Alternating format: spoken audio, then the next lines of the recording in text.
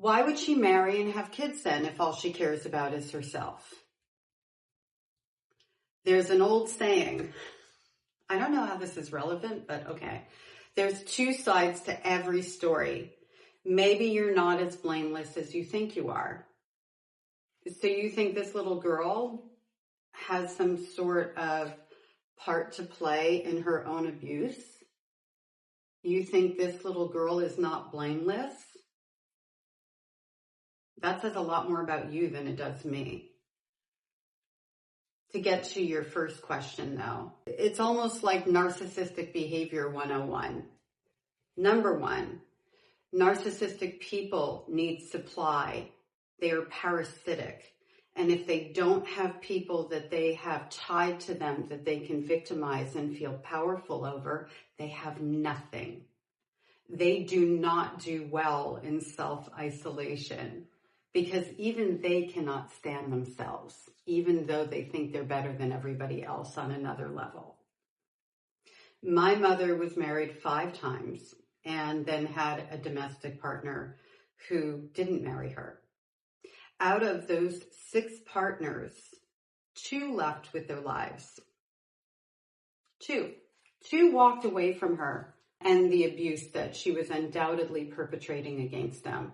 And one of those people was my biological father, who told me that the reason he left ultimately was he ended up in the hospital for 2 weeks where he felt that she tried to poison him. 4 dead husbands out of 6, 1 of cancer. I wonder what their side of the story is. Wait, they're dead. We can't find out. Devastating. I was 12 years old when one of my stepfathers died. I was there. She hid me from police. I was never interviewed, and it greatly impacted the way that the investigation did not go. To answer your question, why do they marry? Why do they have children? Supply, supply, supply, supply. Narcissistic people in particular, men and women, love to make babies with their partner of the day. Why? Because a baby is a tie. A baby is a method to control another person. A child is a way to keep a hold of that person, even if you're not in a romantic relationship anymore. Narcissistic people don't see children as independent human beings. They see them as property, and they weaponize them as property. The other reason, especially in my mother's case, is because she's financially parasitic. She married wallets, and her goal in life was to continue marrying bigger wallets.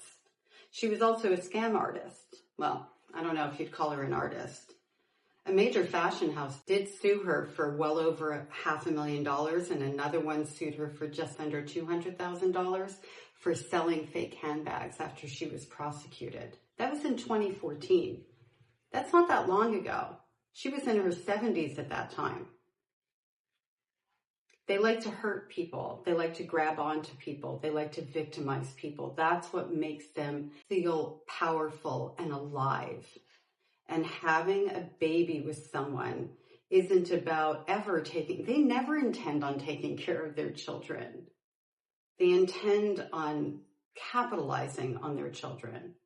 So for my mother, she got child support after my dad left. For my mother's son, because he will forever be tied to her, she got child support from his dad too. And then she found a replacement for both of them. And when she tired of that one, well, lo and behold, he dies. And then the next one, who, by the way, she physically assaulted. I know this because he told me, and I saw the scars on his face. He died of cancer, probably from the stress of her. I'll still hold her responsible for that one. And I say died of cancer. That's what I'm told. I don't know. I wasn't there. The next 2, suspicious circumstances. No autopsies, immediate cremation in all 4 cases. We're Jewish. We're not supposed to cremate. They were Jewish. I don't know that any of them wanted to be cremated. Oh, and as like an added bonus, just to continue to answer your question, why did they do that?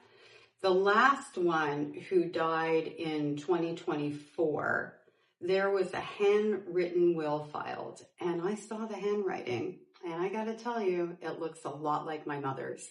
And the notary who notarized it is a friend of hers, which I think is actually illegal to do that. But my mother regularly had notaries as friends, bankers as friends, because she needed help, covering up her crimes. She used to sell used cars with the odometers turned back. And she would prey upon the nicest of the nicest, most malleable people and run through them like they were nothing, disposable. I was on the list of disposable. When I got disposed of? I got disposed of when I started to set boundaries for my own children. She wrote me a letter, and the letter said, "I will not be a part of your blame game." I guess she was focused on her side of the story. Funny how that blame word gets just tossed about, right? And "I won't be responsible for where your life is now." Well, where my life was at that time was on an upward trajectory. And she saw it and she knew it. And she basically said, "Come to dinner." It was a Jewish holiday. "Suck it up, buttercup, and shut the F up." That's what the letter was all about.